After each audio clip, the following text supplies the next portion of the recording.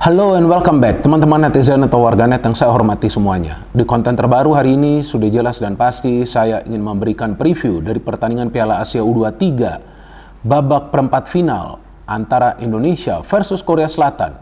Seperti yang sama-sama kita ketahui teman-teman bahwa Indonesia bisa lolos dari fase grup setelah meraih 2 kali kemenangan lawan Australia dan juga lawan Yordania. Artinya tentu 2 kemenangan terakhir ini meningkatkan kepercayaan diri dari para pemain Indonesia. Dan kali ini mereka akan bertemu salah satu favorit juara dari Piala Asia U23 yaitu Korea Selatan yang di fase grup tidak terkalahkan dan selalu meraih kemenangan. Dari segi rekam jejak antara dua tim ini, ya Korea Selatan memang lebih unggul. Tapi itu kan perhitungan di atas kertas. Namun di atas lapangan segala sesuatunya bisa saja berbeda. Karena tentu kita juga tidak menyangka sebelumnya bahwa Indonesia bisa mengalahkan Australia. Bahkan hitung-hitungan saya sebelum Piala Asia ini adalah Indonesia mengalahkan Qatar, lawan Australia mungkin kalah atau minimal seri, kemudian lawan Yordania seri. Jadi dengan demikian Indonesia bisa lolos dari fase grup. Ternyata Australia disikat, Yordania dibantai, dan lawan Qatar, ya jelaslah kita dicurangin ya. Jadi ya kita kalah dengan skor 2-0. Padahal ketika timnas kita bermain hanya dengan 10 pemain pun, para pemain kita fight di atas lapangan dan bisa menciptakan peluang. Ya artinya Indonesia juga punya peluang dong lawan Korea Selatan. Maka itu para pemain tidak boleh gentar, jangan takut dengan nama besar Korea Selatan di level Asia. Ya jelas, mereka punya nama besar dan juga prestasi yang bagus. Karena tim mereka yang U23 ini sebelumnya meraih medali emas di Asian Games. Dengan pelatih yang sama, jika saya tidak salah, namanya Hwang Sun-hong. Jadi ini adalah pelatih yang sama yang membawa Korea Selatan meraih medali emas di Asian Games lalu. Dan materi pemainnya tidak banyak perubahan. Bahkan mereka punya striker yang produktif, jika saya tidak salah juga namanya Yong Jun Lee yang telah mencetak 3 gol. Jadi memang inti kekuatan dari Korea Selatan ini berada di sistem penyerangan mereka yang mengandalkan kecepatan dari 2 pemain sayap mereka. Jadi itu yang memungkinkan striker mereka mendapatkan ruang.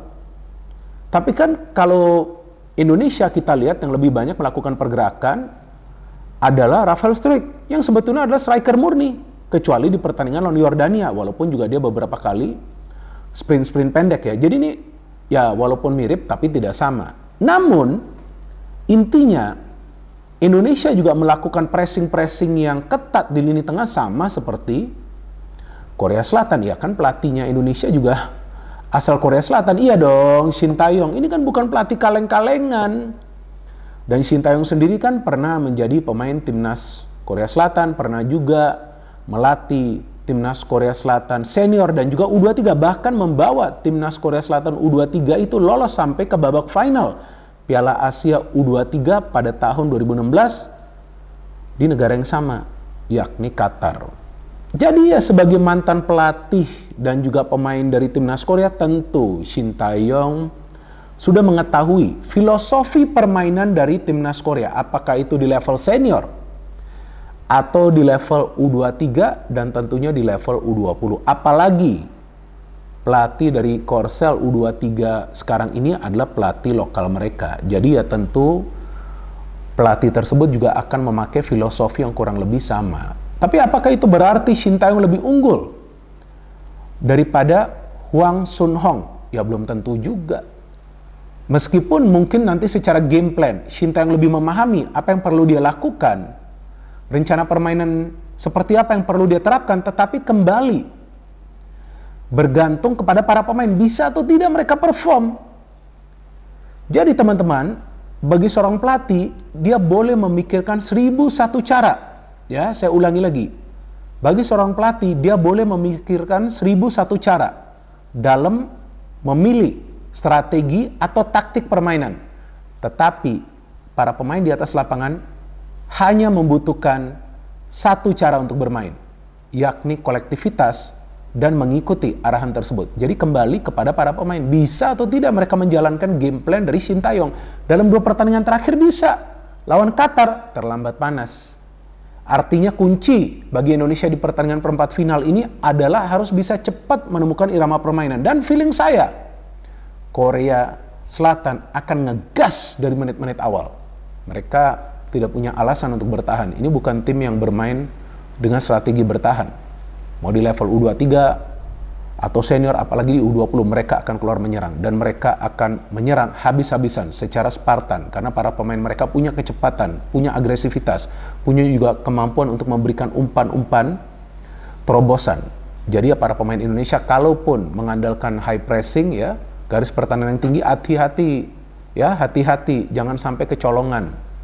Jika nanti memakai perangkap offside, karena para pemain Korea ini pintar ya untuk bisa melakukan perhitungan agar mereka tidak masuk dalam jebakan offside. Dan bagi Indonesia, jika ingin mengimbangi permainan dari Korea Selatan, bukan saja pressingnya harus kuat di tengah, tetapi ketika membangun serangan jangan terlalu lama menguasai bola dan harus bisa cepat memindahkan bola dari kaki ke kaki. Dan juga ketika mendapatkan peluang untuk shooting ya, jangan juga ragu untuk melepaskan shooting, karena para pemain Korea sering bermain dengan strategi compact football, artinya mereka akan memadatkan lini tengah dan juga merapatkan lini pertahanan supaya para pemain tim lawan itu sulit untuk bisa menciptakan peluang. Jadi jangan juga nanti para pemain Indonesia hanya memikirkan cara untuk mencetak gol dari dalam kotak penalti. Kalau bisa shooting-shooting juga dari luar kotak penalti, dan finishingnya harus bagus. Karena ini juga salah satu kekurangan dari timnas Indonesia U23 di Piala Asia U23 kali ini. Walaupun bisa menang lawan Australia dan juga lawan Yordania, tapi finishing yang ini kan masih ada beberapa yang tidak mampu mereka konversikan peluang-peluang yang mereka dapat.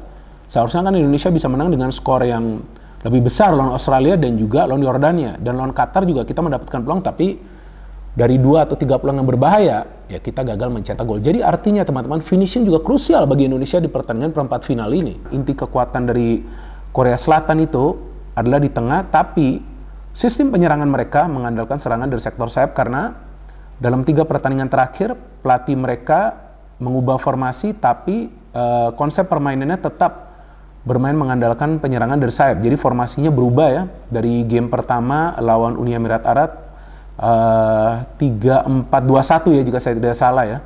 Kemudian lawan China, 3-4-3, dan terakhir lawan Jepang, ini mainnya compact football banget sih. Pakai formasi 4-3-3, tapi penyerangannya itu selalu dari sayap, dan mereka punya pemain-pemain sayap yang cepat banget. Artinya 2 wingback kita jangan sampai out of position. Jika Arhan dan Fajar yang diturunkan, jangan sampai out of position, dan jangan mengambil resiko untuk naik sangat tinggi. Kalaupun mau naik, ya cepat berikan umpan kembali lagi ke posisi semula, karena counter dari Korsel, wah cepat banget mereka. Nah, saya mengatakan ini bukan untuk menakuti kalian, enggak, ya ini faktanya kan.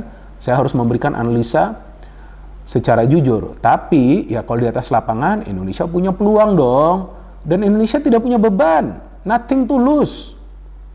Maka itu yang saya harapkan. Yang pertama, para pemain jangan gentar. Yang kedua, jangan takut untuk menyerang. Nah, kembali lagi ini kepada strategi dari Shin Tae-yong.